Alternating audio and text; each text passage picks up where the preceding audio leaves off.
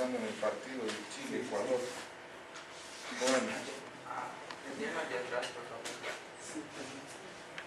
Fractura de la diáfisis femoral. Bueno, hasta donde habíamos visto, las fracturas de la cadera se presentaban en gente ya mayorcita, algunos casos de niños y adultos de mediana edad, pero particularmente estas fracturas del fémur, diáfisis femoral, son comunes en adultos jóvenes, en gente que trabaja arduamente, sobre todo en industrias, muy ligada a la construcción, también accidentes de tránsito, ¿no? Pacientes pediátricos, en niños también, que acostumbran caer violentamente de lugares elevados, árboles, muebles y demás. Una forma de fractura de fémur también se da en niños maltratados, ¿no? Que a veces son los mismos padres que maltratan a los niños y logran fracturar este hueso, que de por sí es el hueso más grande del organismo. Una incidencia de 2:1 en el varón con relación a la mujer. Hay diferentes modalidades en la diáfisis, como esta que vemos, una oblicua, transversa. Hay fracturas conminutas, helicoidales, expuestas en algunos casos con severo desplazamiento. Como este es un hueso único, no viene acompañado de otro hueso, como sucede entre la tibia y peroneo o radiocúbito, es mucho más fácil la exposición y el desplazamiento de los fragmentos, ¿no? No hay nada que estabilice un poco. Siguiente. Yo voy a pasar, perdón. Estoy como si estuviera en una conferencia.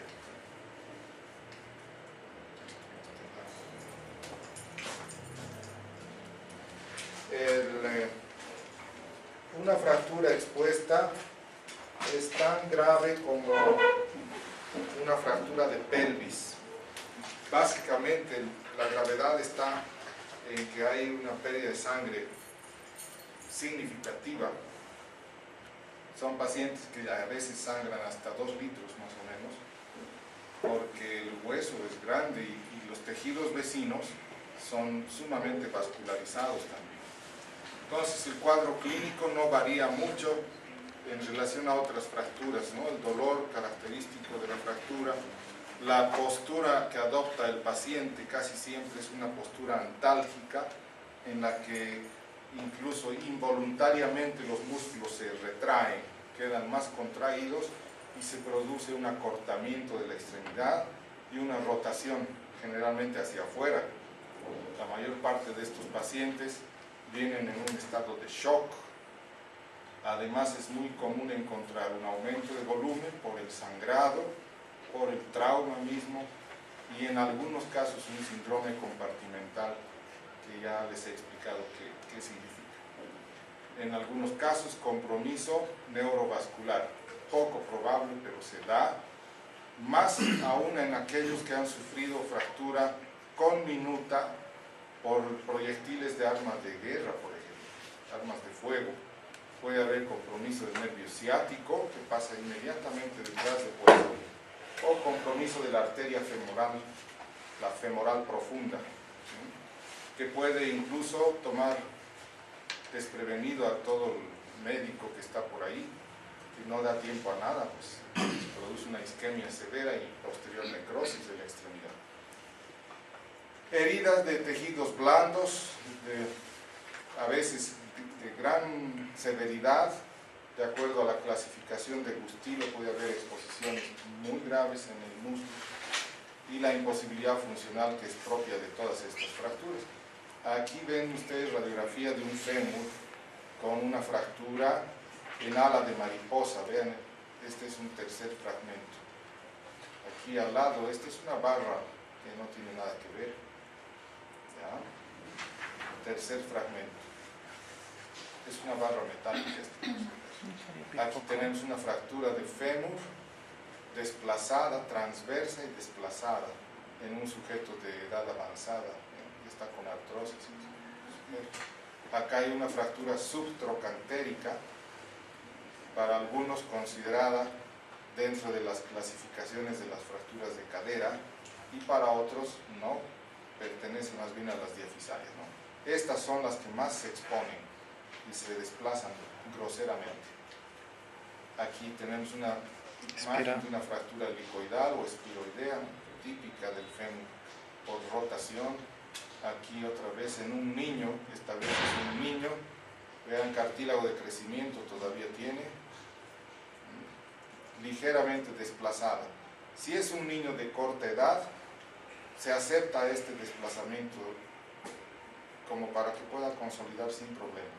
Puede hacerse un yeso inclusive, un yeso pelvipedio desde el abdomen hacia los pies, y no pasa absolutamente nada. Dígame. Na prática, o doutor está dizendo que já não devam assim, que já preferem fazer que não por essa tensão assim como e a segunda. ¿Prefiere operar? Sí. Eso depende mucho de la escuela donde uno se ha formado. La operación evidentemente le va a devolver la anatomía, ¿no?, pero la consolidación va a ser igual. Operándolo tal vez va a consolidar un poco más rápido, no necesita ni yeso en algunos casos. Cuando se colocan estas varillas, por ejemplo, se llaman varillas de Enders, que también les he mencionado para el cuello del fémur. Se colocan 2 o 3 varillas, no hacen daño al cartílago de crecimiento, estabilizan perfectamente. Entonces sí, se puede colocar esto. Es una buena manera de tratar a estos niños.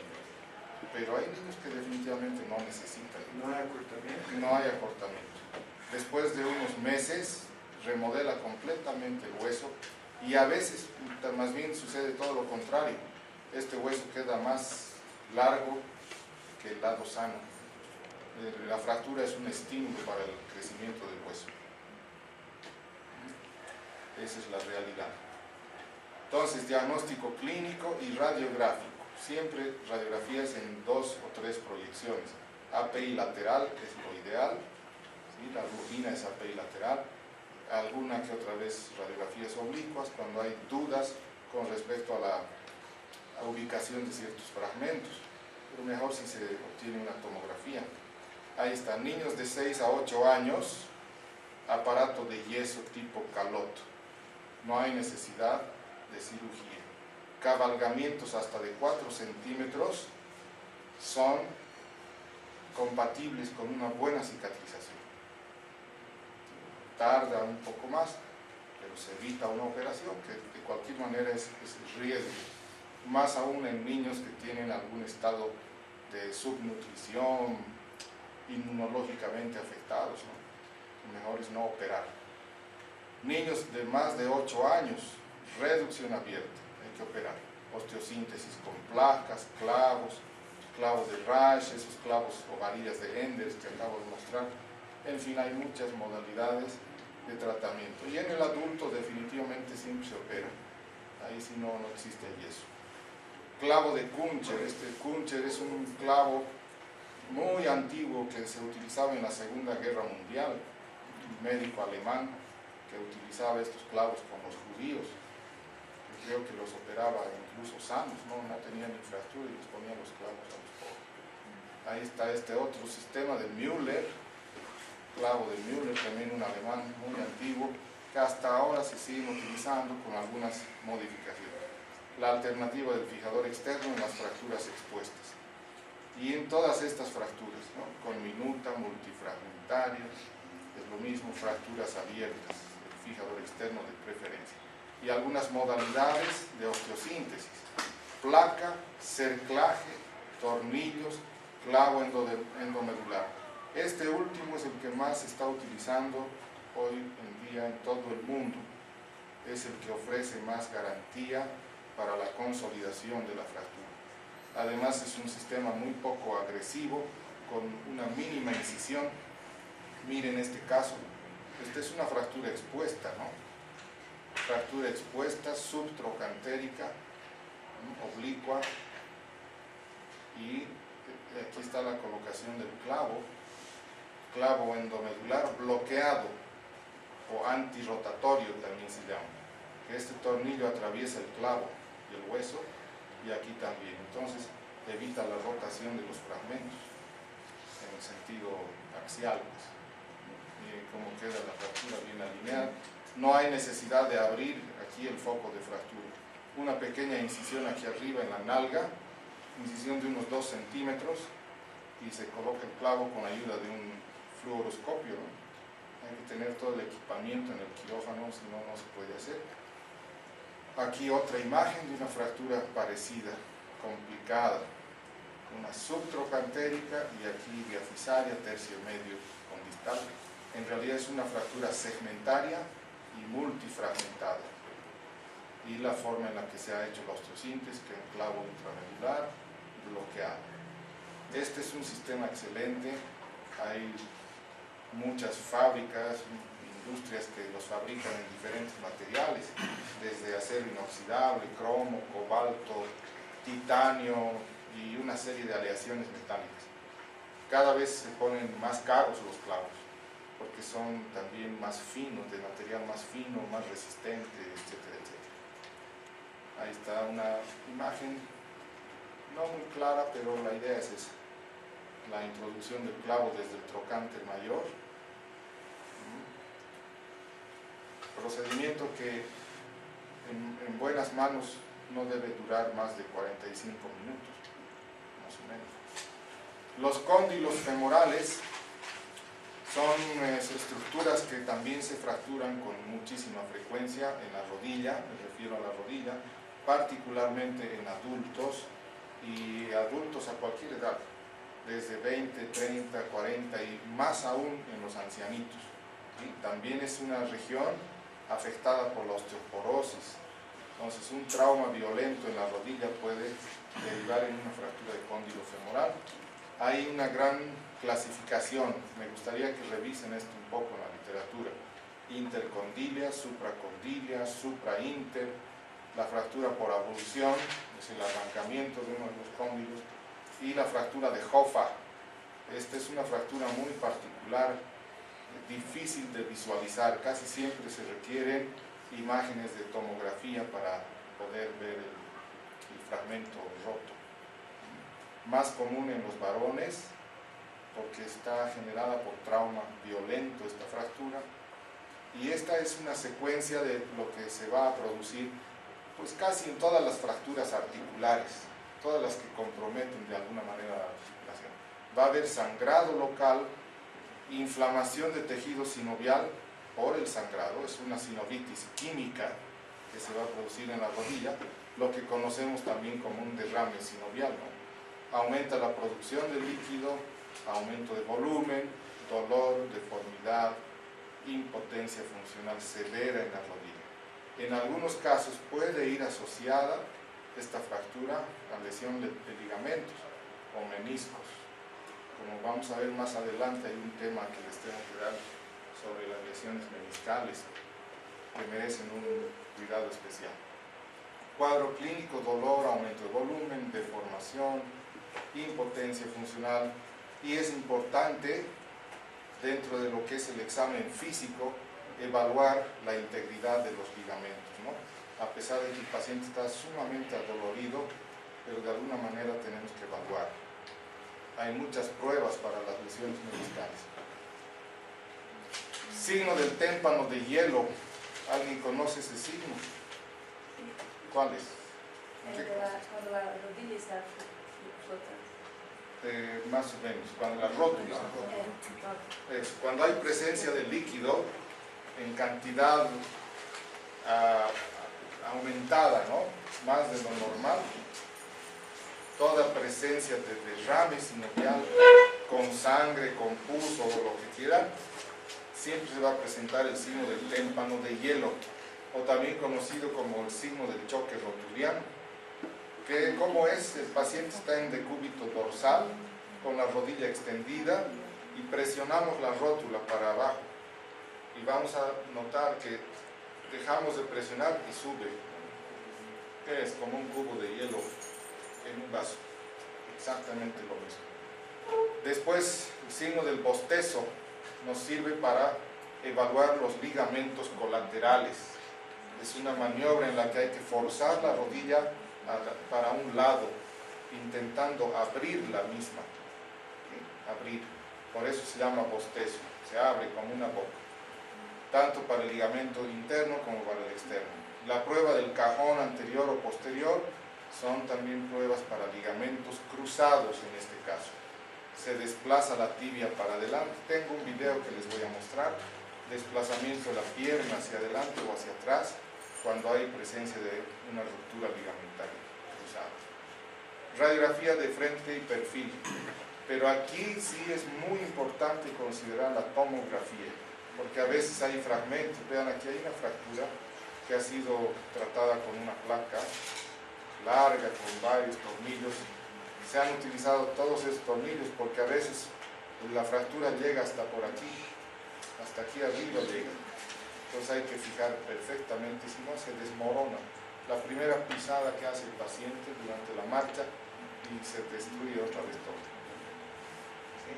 Entonces, pequeños fragmentos que pueden quedar dentro de la articulación que solamente son visibles a la tomografía, una radiografía no da.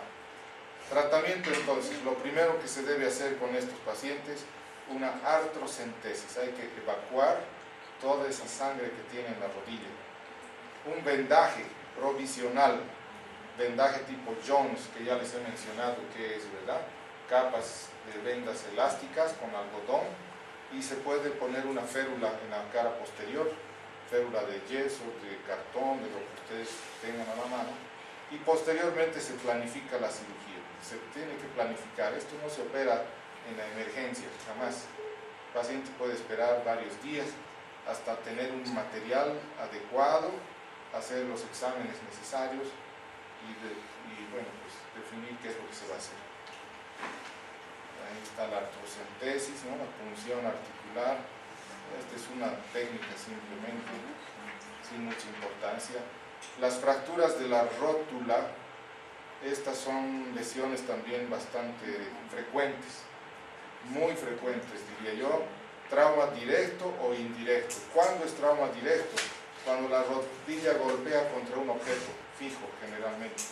Por ejemplo, el choque de un motociclista contra un poste, una pared, otro carro, etcétera, etcétera, ¿no? Y el indirecto es cuando se produce una contracción violenta de los músculos extensores de la rodilla. Eso quiere decir cuádriceps, tendón rotuliano, pues. Esos son los músculos, el llamado aparato extensor de la rodilla. Entonces, una contracción violenta en actividad deportiva puede derivar en fractura de rótula. Edad, sobre todo en adultos, es muy raro. Yo particularmente casi nunca he visto una fractura de rótula en niños. Siempre han sido adultos y también algunos ancianos, ¿no? Que tienen osteoporosis. Más común en varones, vida más sacrificada, ya les dije. Y una de las clasificaciones que manejamos es esta, que es la de INSAL. INSAL es un famoso traumatólogo que ha escrito libros de rodillas, cirugía de rodilla. Y las clasificaciones que él hace son las más simples. Tipo 1 es una fractura transversal de la rótula, simple, con leve diastasis, pues está separado los fragmentos. El tipo 2 es una fractura en el polo inferior. Esta es más complicada que esta otra, que a veces no hay cómo fijar este fragmentito. A veces es mejor retirarlo o nos olvidamos del problema. Y aquí tenemos la fractura conminuta, multifragmentaria, complicadísima también. En algunos casos la fractura multifragmentaria solamente hay que retirar todos los fragmentos, se hace una patelectomía, hay que retirar todo y unir el tendón con el músculo, pues, porque esto puede generar una artrosis sumamente dolorosa en la rodilla. Entonces esas tres variedades de INSAL: cuadro clínico, indolor, impotencia funcional. El paciente no consigue hacer una extensión, pues, generalmente llega al hospital con la rodilla en semiflexión y cuando le pedimos que extienda no consigue hacer, porque está interrumpido el sistema de extensión de la rodilla. Ahí está la fractura transversa, vean aquí también. En la Proyección de frente, apenas se logra visualizar aquí un fragmento, que es este, y aquí está el otro, ¿no? Pero es muy importante esta imagen. Aumento del líquido, de volumen, líquido articular, sangre generalmente dentro de la articulación.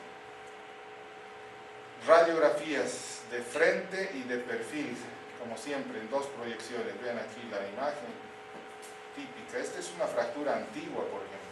Cuando ya han pasado muchas semanas o meses, este fragmento llega a veces hasta la mitad del muslo, por acción de los músculos que se van retrayendo, se van acortando. Y es mucho más difícil operar después de varias semanas. No conseguimos aproximar esto hasta aquí abajo. En todo caso, casi todas las fracturas de la rótula o patela son quirúrgicas. Inicialmente artrocentesis, evacuar la sangre, vendaje de Jones, disminuir el edema, una férula provisional hasta que se decida cuál va a ser el método a emplear.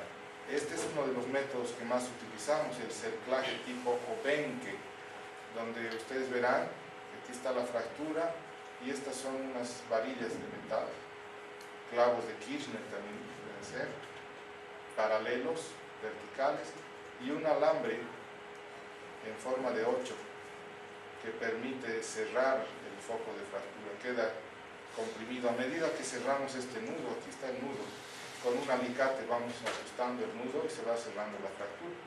Esos pacientes ya no necesitan yeso ni cosa por el estilo.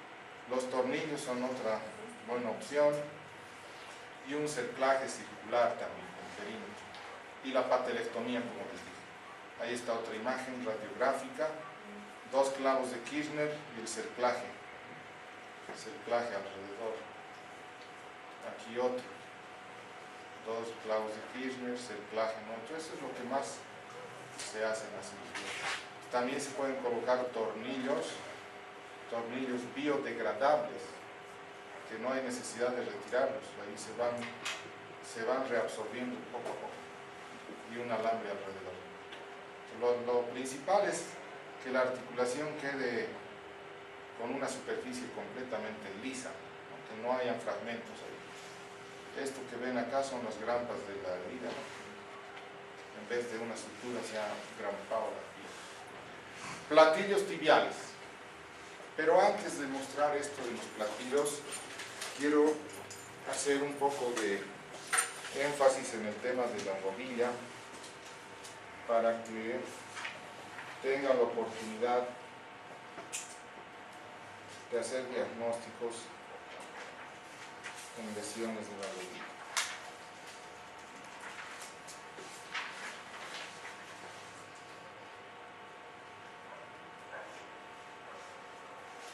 Rápidamente esto les voy a mostrar y luego pasamos a un video.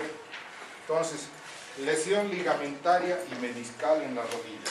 La mayor parte de estas son de origen traumático, por eso está en este capítulo. Aquí la anatomía para que recuerden un poco, ¿no? Aquí está rótula, tendón del cuádriceps, tendón patelar, tuberosidad tibial, menisco interno, menisco externo, ligamento colateral medial, colateral externo y los cruzados, cruzado anterior y cruzado posterior.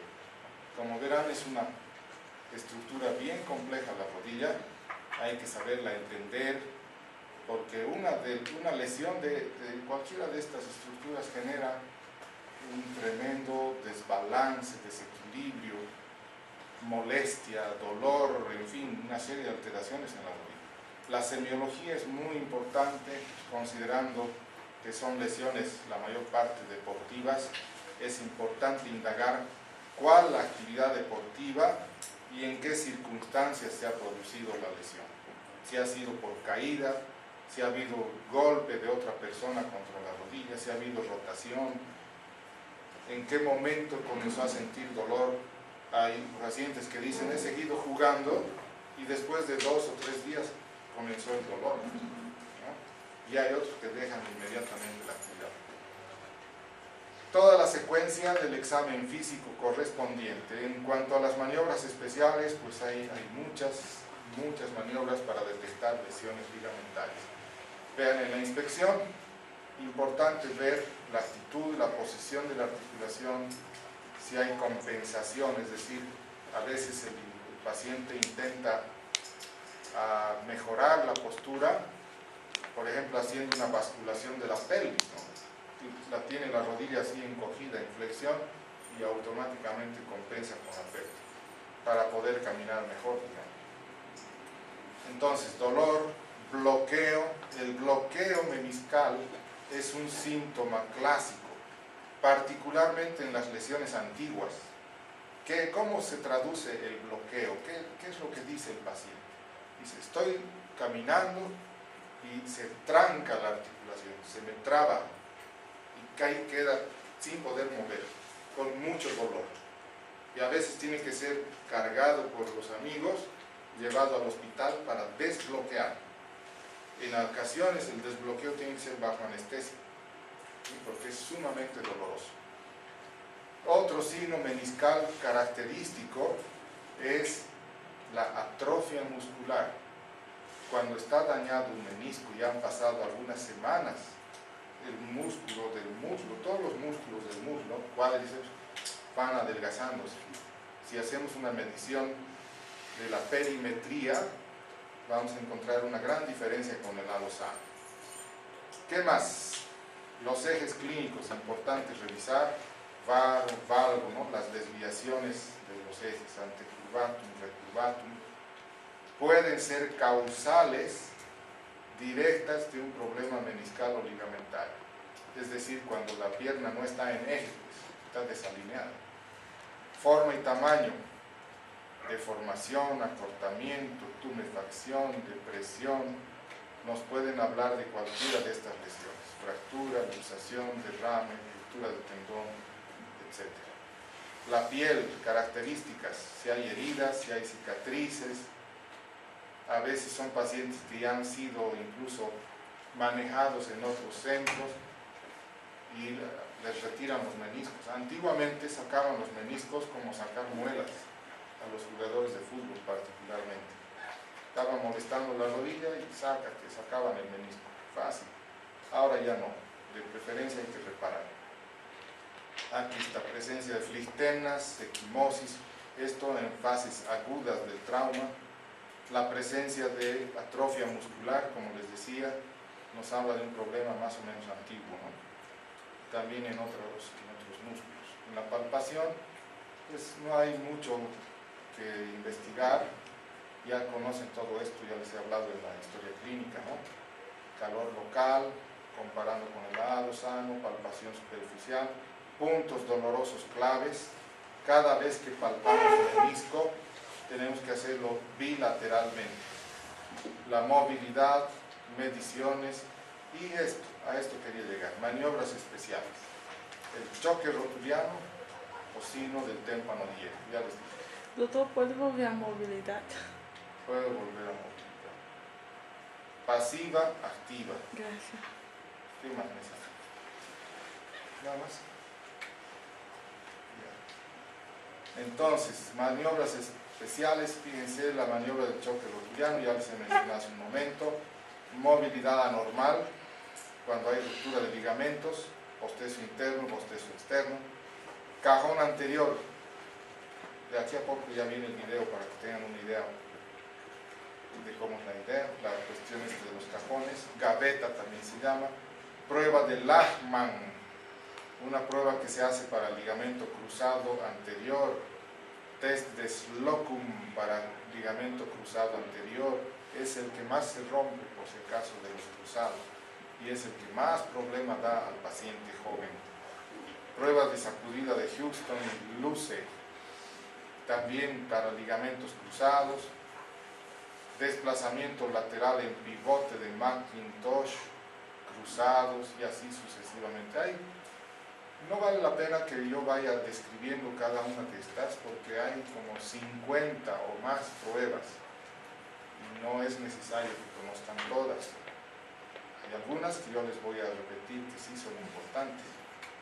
cuando veamos el video. Esta es una imagen del cajón anterior.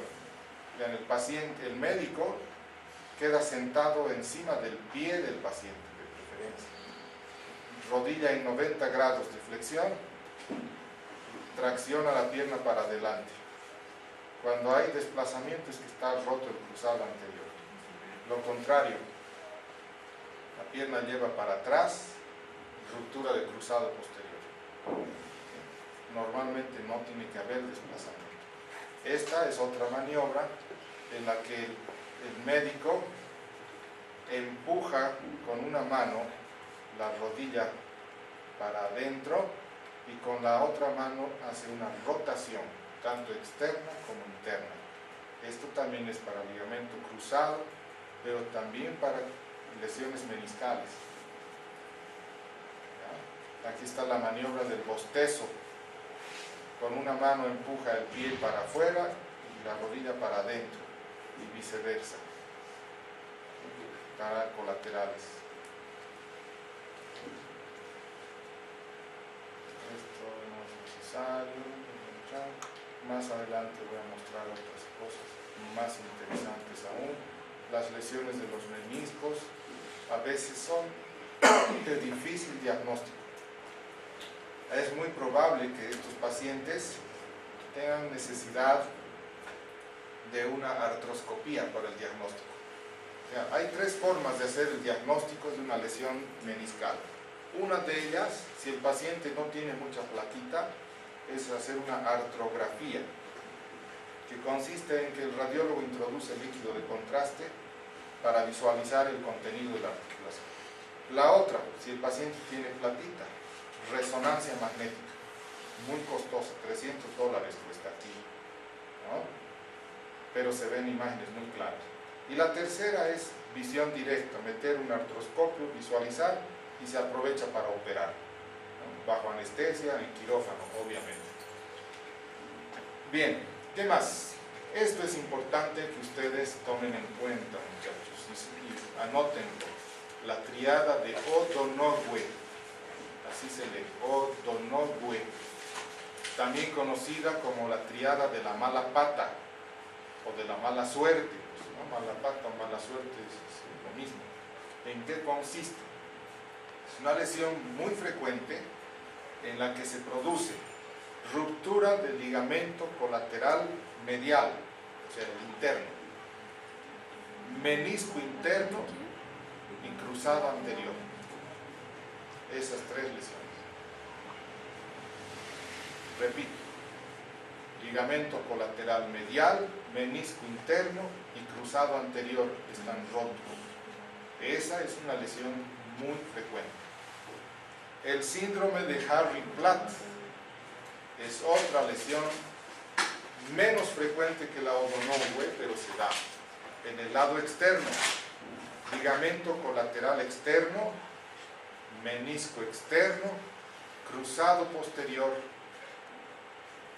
y lesión del nervio ciático. El ciático por si acaso pasa muy pegadito a la cara externa de la rodilla, el ciático por tipo externo. Entonces, ¿qué va a pasar con el paciente del síndrome de Harry-Platt? Además de la inestabilidad y el dolor en la rodilla, va a tener parálisis, el pie caído. Ese es un gran problema. La enfermedad de Stieda-Pellegrini o Pellegrini-Stieda es un cuadro en el que se ha producido lesión de ligamento colateral que no se ha diagnosticado o no se ha tratado en forma adecuada, y después de unos años se calcifica ese ligamento, queda calcificado, se puede visualizar claramente con una radiografía, con dolor. El paciente acude por dolor y dolor y dolor, saca la radiografía y está una calcificación a un lado.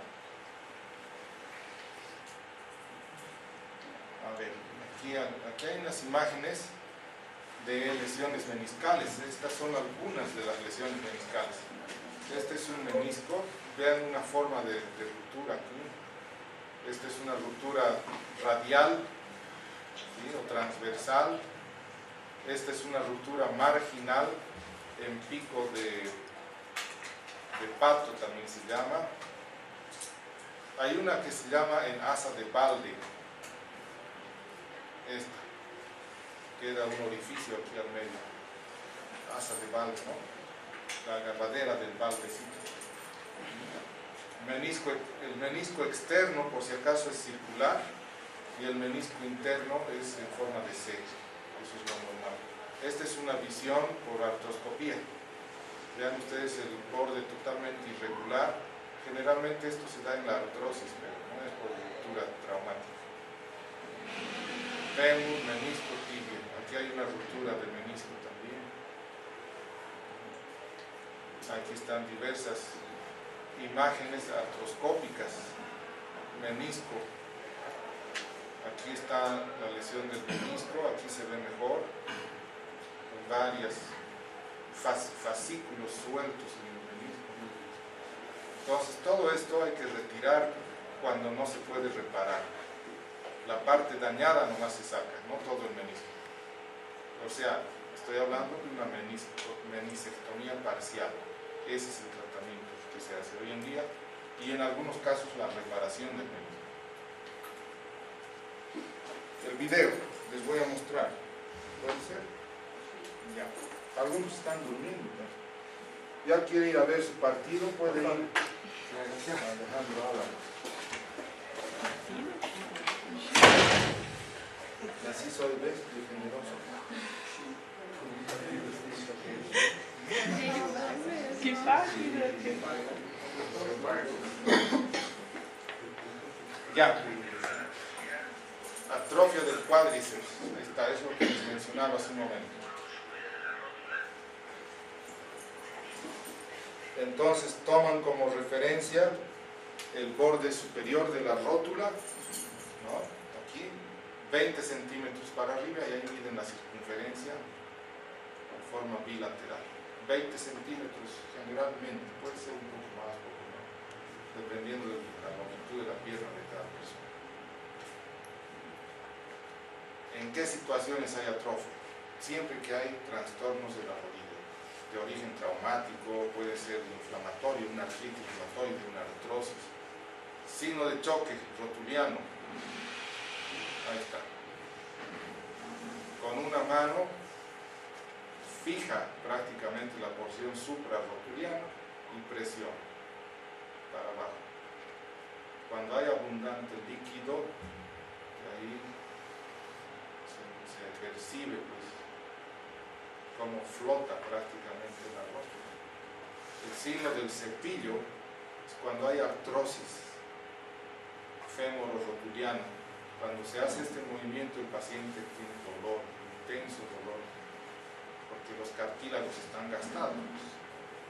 Produce un roce, un frotamiento de los cartílagos.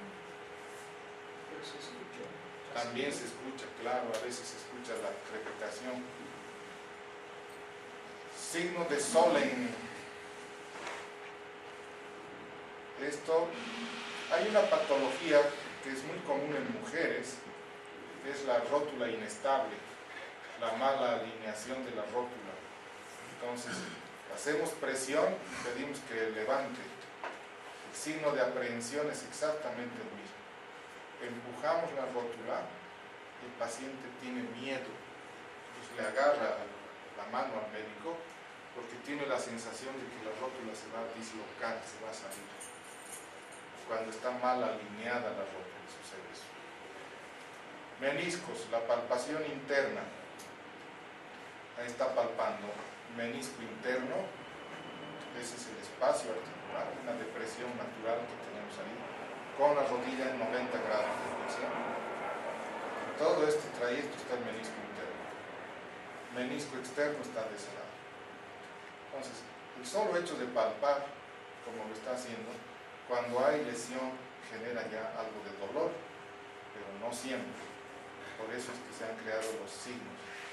Maniobra de Steinman es esta, una de las más conocidas. Eso sí necesitan anotar. Flexión de 90 grados y hace rotación externa y rotación interna de la pierna. Genera dolor cuando hay lesión meniscal. Si el dolor está en la rotación externa, como ven ahorita, el menisco interno es el que está roto.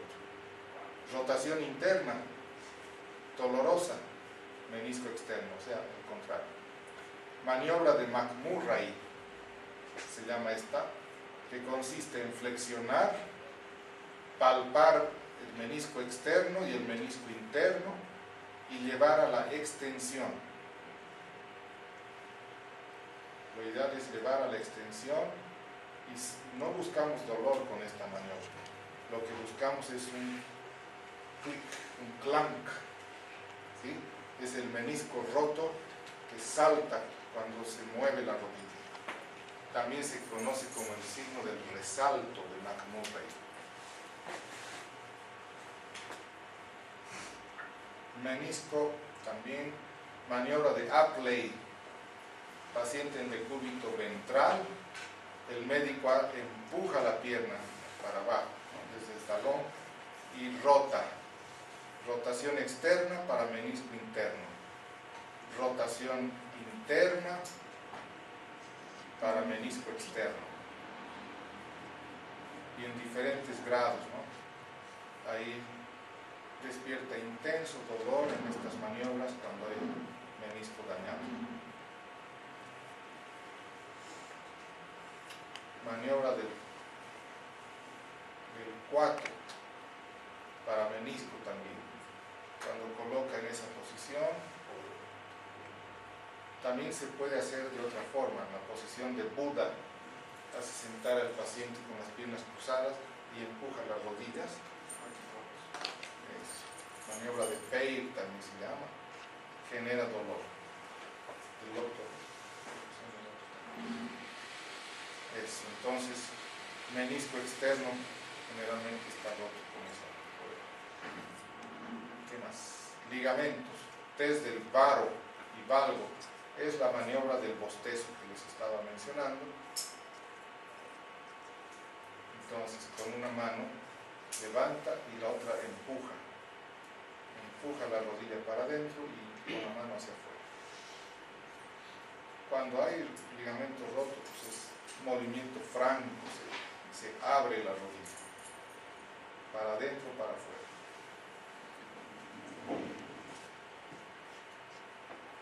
En lesiones recientes, agudas, es difícil hacer esta prueba porque el paciente está con mucho dolor.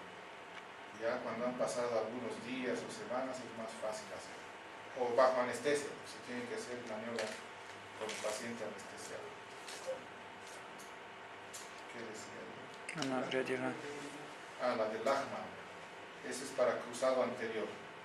Rodilla en semiflexión, 30 grados. Con esta tracción a la pierna para adelante y se asegura que sostiene el músculo. Parecida a la del bostezo, se llama Lachman, cruzado anterior. El cajón anterior que ya han visto hace un momento en foto, en que el médico se sienta sobre el pie, ¿no? Pero también puede hacerlo sin sentarse. Ahí tracciona la pierna para adelante. Cruzado anterior roto, se desplaza. En algunos casos, cuando hay mucha atrofia muscular, puede desplazarse y el ligamento está sano. Entonces, tampoco es al 100% seguro ese examen. La única forma de constatar la lesión es con una artroscopía o resonancia magnética.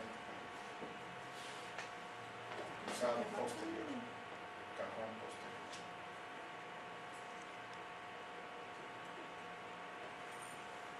Prueba del pivote, pivot shift también se llama.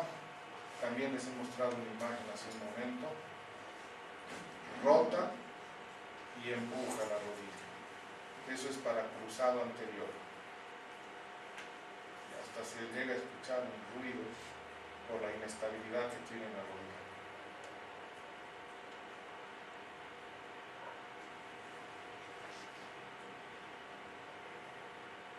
Hay un montón de pruebas, ¿no? Hay muchas pruebas, pero estas que les muestro en el video son las más útiles para esos fines.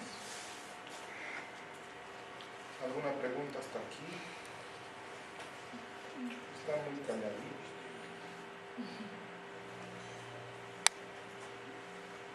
Ya, pasamos entonces rápidamente a las lesiones, también en la rodilla, pero esta vez de las mesetas o platillos tibiales, platós también se llaman, platós tibiales.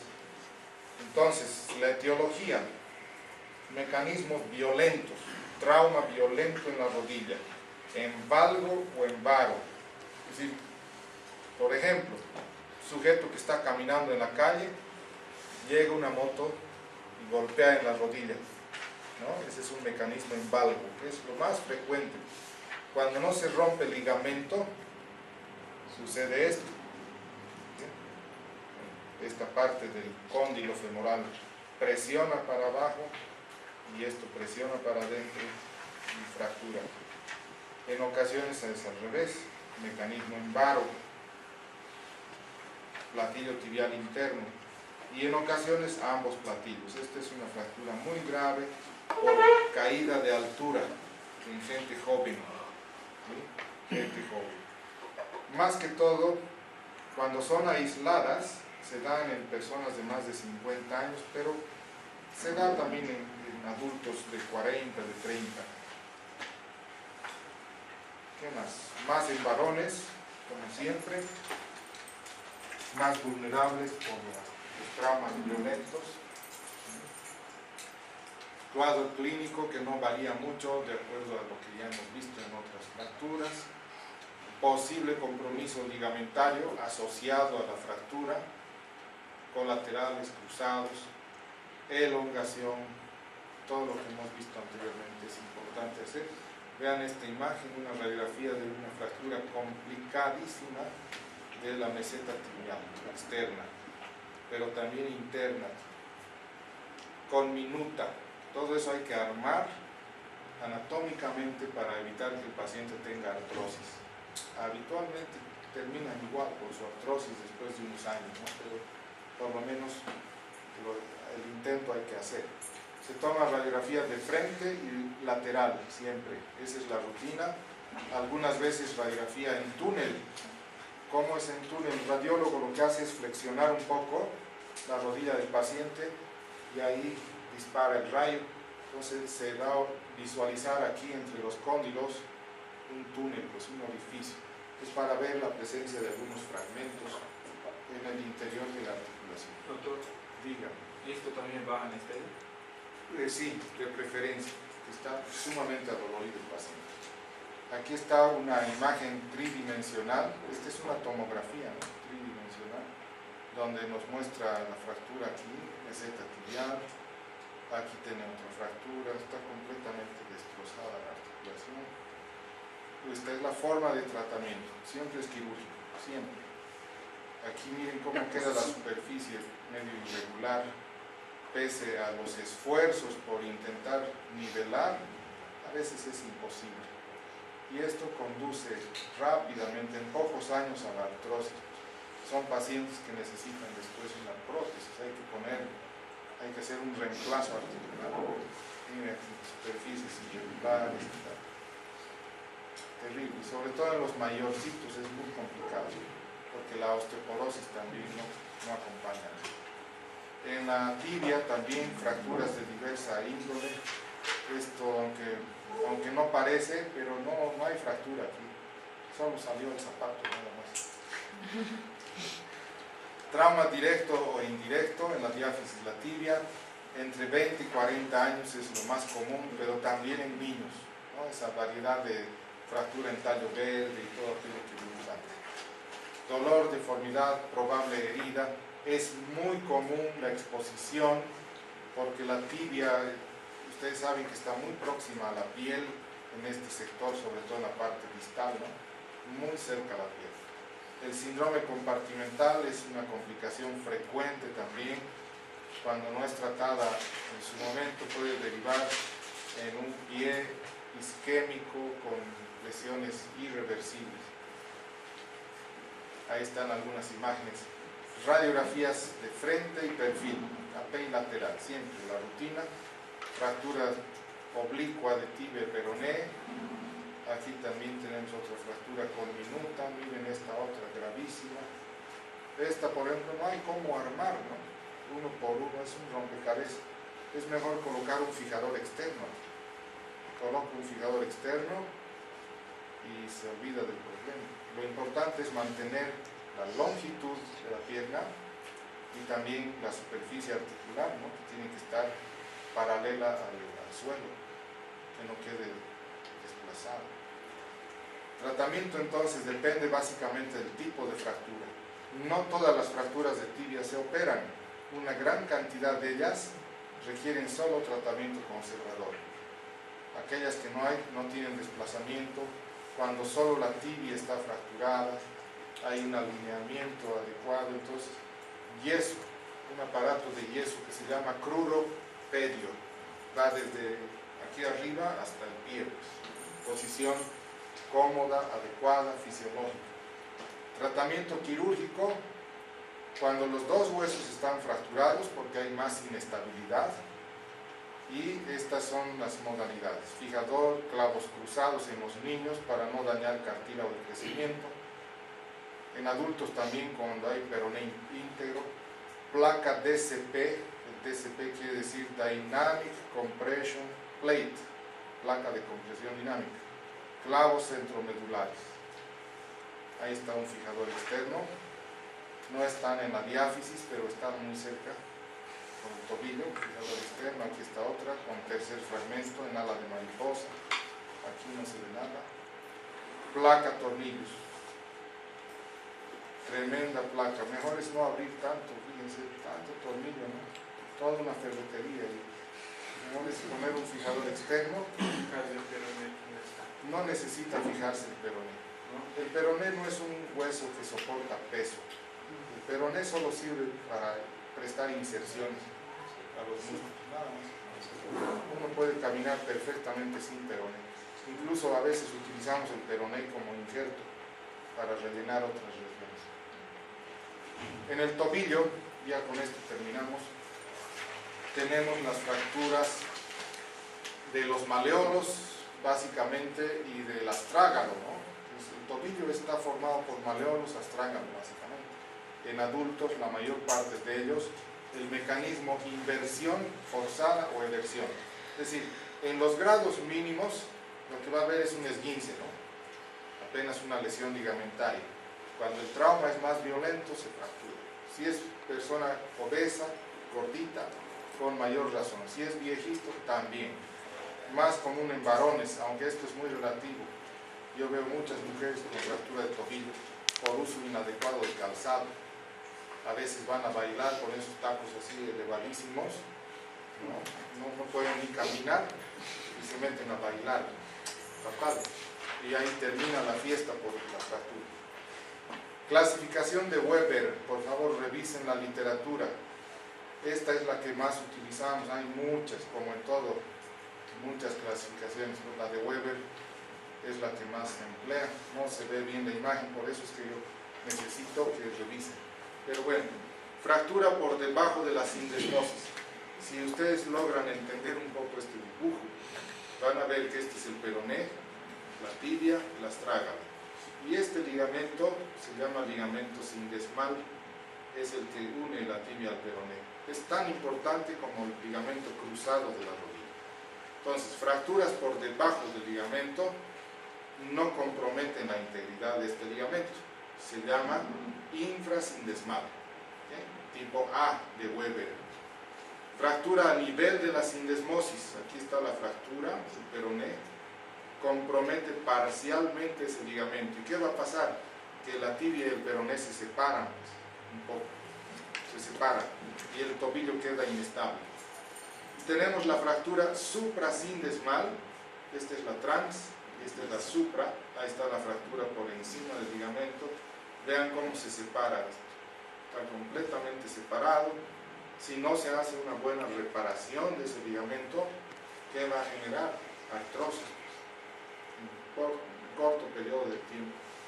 Entonces, muy importante la evaluación radiológica Hay una serie de mediciones que no siempre se hacen para hacer el diagnóstico adecuadamente. Radiografía de frente con aducción de 95 grados y también una radiografía lateral, son útiles las dos.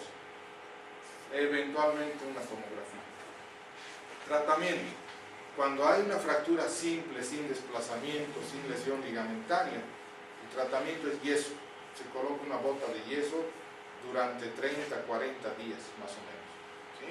Pero si hay desplazamiento, si hay lesión ligamentaria, clavos, el sistema del cerclaje con el alambre, tornillos, etcétera, etcétera, etcétera. Ahí está una fractura con lesión ligamentaria, está completamente separado. Esta es la visión lateral, ya vieron esta imagen antes. Esa es tipo 3, tipo Ajá. C. ¿Sí? Fractura suprasindesmal, pero además una fractura de tibia, y vean, una luxación. Es una luxofractura del tobillo. Miren esta otra, grave. Ambos maleolos, esta es una bimaleolar con luxación completa. Esto se expone, aquí cerca ya está la piel, casi siempre es expuesta, gravísimo, compromete vasos, nervios y todo en algunos casos. Esta es una fractura tratada con una placa y tornillos. La fractura ha estado aquí, a nivel transindesmal. Aquí está el ligamento, no se lo ve, pero está aquí, transindesmal. Esta es una bimaleolar, donde está la fractura, proceso de consolidación y dos tornillos aquí. La integridad de la articulación es muy importante.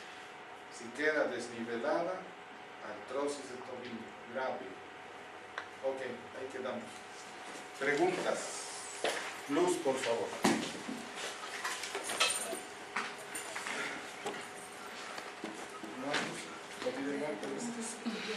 Doctor, ¿y este bostezo? La maniobra de bostezo. ¿Puede ser que el paciente no sienta dolor? Cuando ya es una lesión crónica,